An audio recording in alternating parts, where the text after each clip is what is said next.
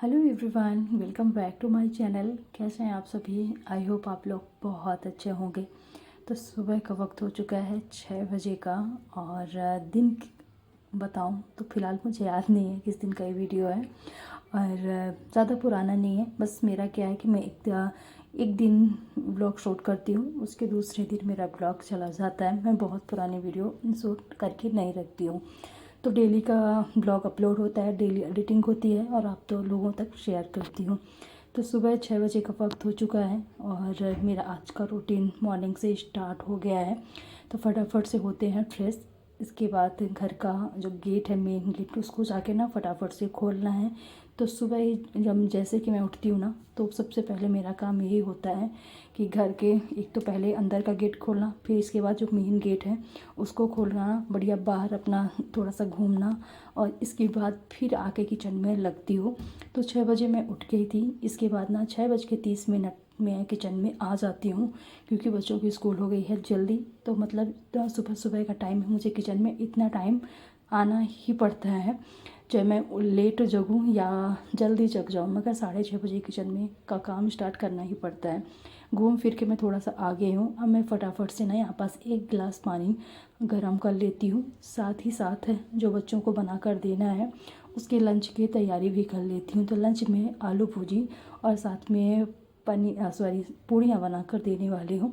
इसके बाद ना तकरीबन 8 बजे का वीडियो है। बच्चे स्कूल जा चुके थे और यहाँ पास मैं फिर सबके लिए मतलब ब्रेकफास्ट के लिए सब्ज़ी बना रही थी।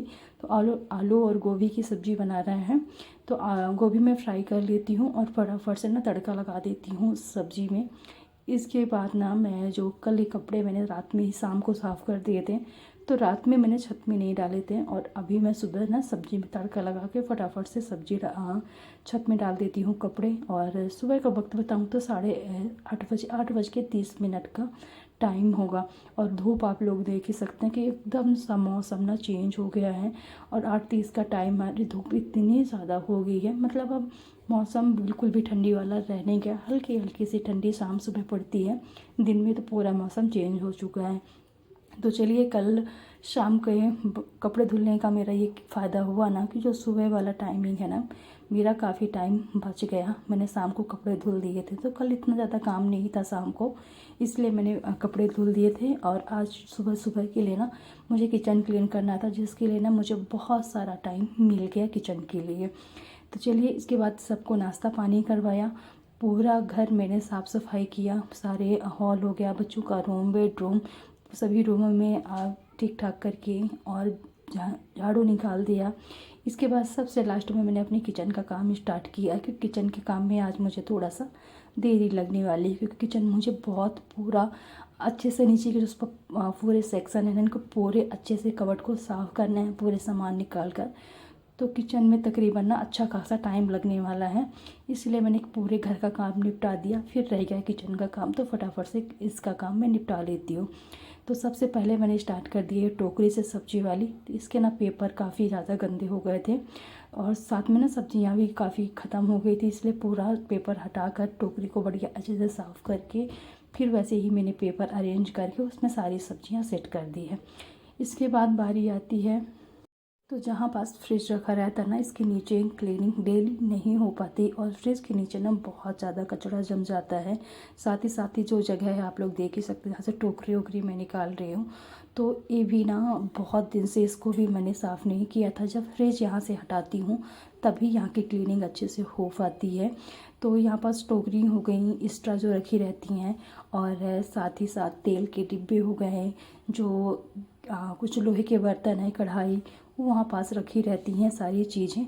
तो ये बहुत हेल्पफुल है। ये लास्ट वाला जो कवर्ड है ना हमारा, बहुत ज़्यादा इसमें सारे स्टोर, किचन का जो स्टोरेज होता है ना, टोकरी हो गई, बहुत सारा सामान ना पूरा यहाँ पास स्टोर हो जाता है, काफ़ी बड़ा है।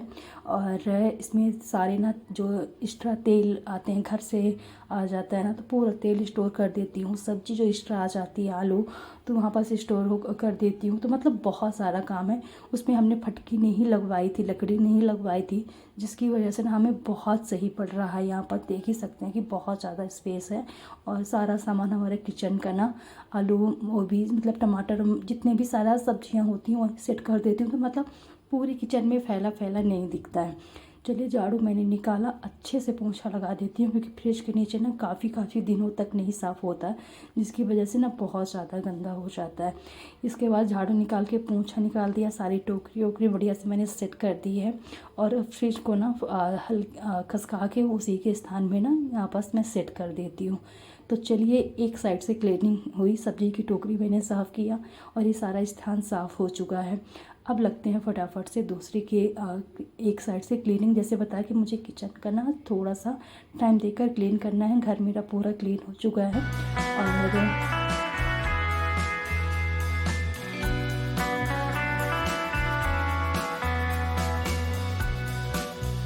इसके बाद ना सारी कबर्ड के जितना भी सामान इनमें है पूरा सामान को निकालना है बाहर। तो सबसे पहले आटे का डिब्बा हो गया और साथ ही साथ इसमें जो किचन का सामान होता है, आपको दाल हो गई, सारी चीज़ें, बहुत सारा सामान किचन में होता है। तो ये सारे सामान को निकालना है बाहर। जो डिब्बे हैं बड़े उनको नीचे रख देती हूँ, जो छोटे डिब्बे हैं ना उनको, सारे डिब्बों को मैं प्लेटफॉर्म में रख देती हूँ क्योंकि मुझे ये जो सारे कबर्ड है ना बहुत अच्छे से साफ़ करने हैं। काफ़ी दिनों से साफ़ नहीं हो पाए हैं और इनमें ना धूल बहुत ज़्यादा जम गई है। इसके बाद साथ ही साथ ये जिधर मैं बर्तन रखती हूँ इसके पेपर भी ख़राब हो गए थे, तो इसके ना पेपर ही मुझे चेंज करने हैं। तो सबसे पहले सारे डिब्बे हो गए हैं, सारा जितने भी बर्तन हैं ये सारे सामान को हटा देती हूँ और इसके बाद ना फिर लगते हैं क्लीनिंग में। जो ये किचन के ना एक्स्ट्रा सफाई है, डेली रूटीन के अलावा ये किचन बीच बीच में ना हमें क्लीन करनी पड़ती है। अगर हम छोड़ देंगे ना तो बहुत दिनों के बाद फिर बहुत ज़्यादा गंदा हो जाता है। इससे अच्छा है कि बीच बीच में क्लीनिंग करते रहो। वैसे मैं ना एक एक कबर्ड बीच बीच में करती रहती हूँ हमेशा। इसके बाद ना पूरे सामान मैंने ऊपर रख दिया है तो ताकि नीचे बर्तन सर्तन गंदे ना हो। इसके बाद अच्छे से झाड़ लेना है, जो इसमें थोड़े बहुत जाले ओले धूल मिट्टी जो भी जमी है बढ़िया से झाड़ू से पूरी तरह से अच्छे से झाड़ लेना है। और इसके बाद झाड़ू निकालने के बाद अच्छे से यहाँ पास पोंछा भी लगाना है और ना बीच बीच में साफ़ करते रहो। कभी कभार ना थोड़ा बहुत दाने भी खाने पीने के गिर जाते हैं, जैसे कि चावल ओवल हो गया, आटा हो गया, तो ऐसे में ना चूहे हुए आते हैं तो उसका भी डर रहता है। तो बीच बीच में साफ़ सफाई होती रहती है। जो भी दाना वाना गिर जाते हैं ना तो उसकी कम से कम बीच बीच में आप क्लीन करते रहो, तो ऐसे में ना सही रहता है। इसके बाद ना बढ़िया से फटाफट से ना पोंछा निकाल देती हूँ और सारे अंदर से कवर्ड हो गया पूरा, थोड़ा सा टाइम देकर अच्छे से क्लीन कर लेती हूँ। और ये सारी जो क्लीनिंग है ना डेली नहीं हो पाती है, कभी इसको ना इसके लिए अलग से टाइम निकालना पड़ता है क्योंकि इसमें अच्छा खासा टाइम लग जाता है। और घर के काम करते करते ना, घर में वैसे भी इतने सारे काम होते हैं कि ये सारी एक्स्ट्रा क्लीनिंग के लिए ना डेली वक्त नहीं निकलता, तो कभी कभार इसके लिए ना आराम से वक्त निकालना पड़ता है। तो आज मेरा कपड़े उपड़े वाला काम मैंने कल ही कर लिए थे ना, तो आज मेरे पास ये जो टाइम था ना 1-1.5 घंटे का कपड़े जितना टाइम कपड़ों को धुलाई में लगता है वो सारा टाइम मैंने अपनी किचन में लगा दिया। और यहाँ पास ना जैसे कि फटकी बंद कर दो तो नीचे डेली पोछा जब लगाते हैं तो यहाँ पास डेली अच्छे से क्लीनिंग नहीं हो पाती है, तो थोड़ा सा ना टाइम देकर अच्छे से क्लीन कर लेती हूँ। और जल्दी जल्दी में लगाओ तो हाथ में भी लग जाता है, तो इसीलिए। और रह जाता है लास्ट वाला जिसमें डिब्बे रखे हैं, इसको मैंने नहीं साफ़ किया क्योंकि इसको मैंने थोड़े दिन पहले ही पूरा सामान हटा के अच्छे से क्लीन किया था, तो गंदा नहीं था उसका, इसलिए हमने उसको नहीं छेड़ा, उसको ऐसे कैसे ही छोड़ दिया है। और लगे हाथ ना फटकियाँ भी साफ़ करती जा रही थी अंदर साइड से। बाहर की जो फटकियाँ मैं बाद में कर लूँगी। इसके बाद मैंने पोंछा अच्छे से निकाल दिया है। थोड़ा सा ना टाइम दे देते हैं सूखने के लिए, जब तक मैं सूखा जब तक मैं अपने डिब्बे फटाफट से ना साफ़ कर लेते। से डिब्बे गंदे नहीं थे मगर हल्के हाथों से ना साफ़ कर देते हैं जाके थोड़े बहुत जो भी गंदे हों तो साफ़ हो जाए। कुछ डिब्बे ना मेरे पास बहुत ज़्यादा पुराने हैं, जैसे पिंक डेक्कन का जो है ना कंटेनर्स, ये तकरीबन मेरे पास ना आज 14 साल का हो गया होगा। जब मैं अपने हस्बैंड के साथ पहली बार गई थी पुणे तब का एक कंटेनर्स है, मतलब बहुत पुराने मेरे पास कंटेनर्स हैं। सिर्फ ये जो ब्लू वाले हैं इनको हमने यहीं ख़रीदा है, बाकी कोई कंटेनर्स 5 साल, कोई 6 साल, कोई 10 साल, सारे कंटेनर्स बहुत पुराने हैं। तो चलिए इन कंटेनर्स को अच्छे से कर देते हैं फटाफट से क्लीन। जो ये रेड वाले मेरे पास 4 हैं, एक ग्रीन है। ये सारे मेरे मेरठ के ख़रीदे हुए हैं। और ये जो अभी मैं साफ़ कर रही हूँ ना, ये रांची का ख़रीदा हुआ है। मतलब हर चीज़ों का हर जगह से, क्योंकि हम लोग बहुत जगह रह के आए ना, तो हर जगह कुछ ना कुछ सामान है। इसके बाद ना मैंने इसमें पेपर डाल दिया, बढ़िया से सूख गया था। और अब फटाफट से सारे बर्तन अरेंज कर देती हूँ। सबसे लास्ट में टिफ़िन हो गई, जग हो गया, लोटा हो गया, ये सारी चीज़ें अरेंज सेट कर दिए हैं जिनकी हमें ज़रूरत बहुत कम पड़ती है। और बच्चों का लंच बॉक्स सामने, और एक कैसरोल, जितनी जिसकी ज़रूरत जैसे पड़ती है ना, वैसे मैं फटाफट से सारे बर्तनों को अरेंज कर देती हूँ। और बस इतने ही बर्तन, फ़िलहाल बर्तन आधे से ज़्यादा टोकरी में रखे हुए हैं, सामने देख ही सकते हैं। वो बर्तन सूख जाएंगे, उनको मैं बाद में सेट करने वाली हूँ। इसके बाद ये सारे कंटेनर्स ना फटाफट से नीचे रखती हूँ। और कुछ मैंने गैस के बगल में रख दिया है, उसमें एक में टोस्ट है, एक में नमकीन है, और एक में नया चावल रखा हुआ, जो नया चावल मैं रात के खाने में बनाती हूँ। और साथ साथ नमकीन का डिब्बा सामने ही रख दिया है कि बच्चे को ना ईज़िली सामने चीज़ें मिल जाए। इसके बाद ना इसमें मैं फटाफट से कंटेनर सेट कर देती हूँ। कुछ कंटेनर्स खाली हो गए हैं, तो उनको भी मैंने इसी में कर दिया है सेट। और साथ ही जो एक्स्ट्रा दाल के डिब्बे हैं ना, तो उनको मैं रख देती हूँ। और इसके सामने मैं रख दूँगी आटे का कंटेनर, क्योंकि वो जो पीछे मैंने सारे डिब्बे सेट किए हैं उनकी हमें रोज़ ज़रूरत नहीं पड़ती है। और जब ऊपर के सारे डिब्बे मैं रैक में रखी हूँ ना, उनमें मैं सब में दाल फिल करके रखी। जब उनके दाल ख़त्म हो जाते हैं तो फिर नीचे वाले जो बड़े वाले कंटेनर्स उनसे निकालना पड़ता है। इसके बाद बारी आती है ये वाला। तो इसमें लास्ट में जो अभी हमने एल्युमिनियम का रखा, उसमें दाल थी, एक में चावल है, एक में 2 में दाल रखी हुई है, एक में चावल रखा हुआ है। तो चलिए फाइनली सारे कबर्ड बढ़िया से साफ़ हो गए हैं। अब रह गए हैं बाहर से साफ़ करने के लिए। तो बाहर से ना फटाफट से डस्टिंग अच्छे से क्लीन कर देती हूँ। और ये होती है मेरी किचन साफ़। और एकदम से ना साफ़ सफाई कर दो तो थोड़ा सा ना फ्रेश किचन लगती है, और सुकून मिलता है साफ़ करके कि आज कुछ काम किया है। तो चलिए तकरीबन 1 महीने के लिए ना क्लीनिंग किचन की हो गई है। और बस इसके बाद मैं आप लोगों से सीधे मिल रही हूँ। दोपहर के लंच की तैयारी चल रही है। तो यहाँ पास पालक, और मैंने साथ में उसमें एक मीडियम साइज का प्याज कट कर लिया। इसके बाद 3-4 चम्मच मैंने इसमें डाल दिया है बेसन। तो मुझे बनानी है कढ़ी। तो कढ़ी के लिए यहाँ पास मैं पकौड़े तैयार कर रही हूँ। तो पकौड़े प्याज और साथ ही साथ पालक के मैं बनाने वाली हूँ। थोड़ी सी मेरे पास पालक पड़ी हुई थी, तो इतने में ना दाल फ्राई करने में अच्छी लगती, ना सब्जी बनाती तो सब्जी में कंप्लीट होती। तो मैंने यहाँ पास ना पकौड़े बना दिए हैं। तो इसमें मैंने धनिया पाउडर, साथ ही साथ नमक और प्याज हो गई, पालक हो गई, मिक्स कर लिया है बढ़िया से। और बहुत ज़्यादा बेसन नहीं डालना है, बेसन उतना ही डालना है ताकि जितने में पालक अच्छे से मिक्स हो जाए बस। इसके बाद कढ़ाई ले लिया, सरसों का तेल, फटाफट से छोटे छोटे से ना पकौड़े बनाकर तैयार कर लिए हैं।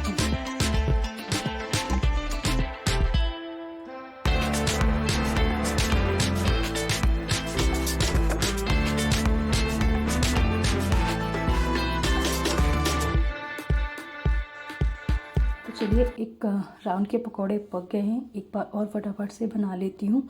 इतने ज़्यादा ना कढ़ी में यूज नहीं होने वाले हैं, बस मैं थोड़ा सा रख दूँगी ना। बच्चे अगर कब ना एक्स्ट्रा खाते हैं तो बच्चों के खाने के लिए हो जाएंगे, और जो कढ़ी में यूज होंगे तो उसके लिए भी हो जाएंगे।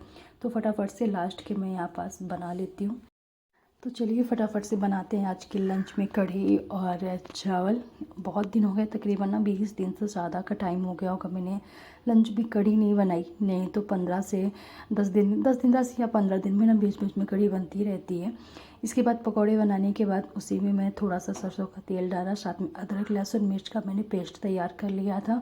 इसमें थोड़ा सा तड़के लगाने के लिए राई, मेथी और जीरा मैंने यूज किया।